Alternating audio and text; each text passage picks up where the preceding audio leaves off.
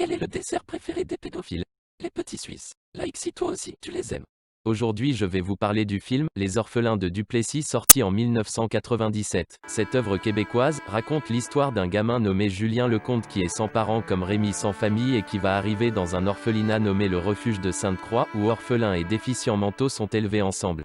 Dans ce bel endroit qui respire liberté et joie de vivre, on suit le quotidien pénible des petits pensionnaires qui essayent de survivre tant bien que mal sous l'ennui, les punitions et les traitements inhumains du moniteur Legault et des sœurs de la bienveillance.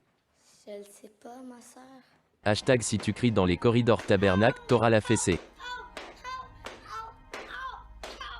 Entre-temps, un journaliste Monsieur Garnier s'intéresse au sort des orphelins et pond une série d'articles pour dénoncer la situation, sans grand succès hélas et en parallèle le cardinal Léger veut transformer le refuge en asile pour faire plus de flouze. Voilà, maintenant on va passer à la critique, bande d'enfants de cœur violés par les curés.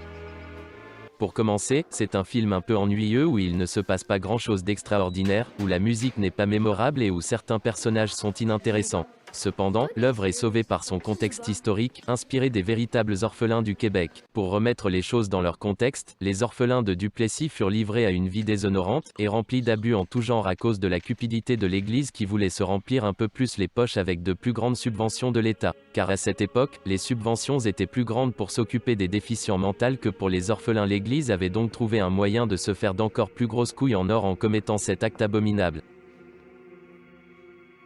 Bon, maintenant revenons à la critique. J'ai apprécié l'histoire d'amitié qui s'est créée entre Julien et deux autres gamins du refuge après que Lecomte ait pris la défense de François dans un match de boxe contre le moniteur Legault. Et justement parlons de ce type-là, qui est un des personnages les plus détestables du film, pédophile sévère et cruel qui à mon grand regret se débarrassera du pauvre Dominique en l'enfermant au sous-sol en compagnie d'autres fous.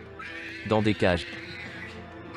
Donc voilà, cette vidéo touche à sa fin, il n'y a donc qu'une chose à retenir, le cardinal c'est un con, les curés sont des cons, Monsieur Duplessis est un con, les bonnes sœurs sont des connes, moniteur Legault est aussi un con et vous, vous êtes des connards, voilà.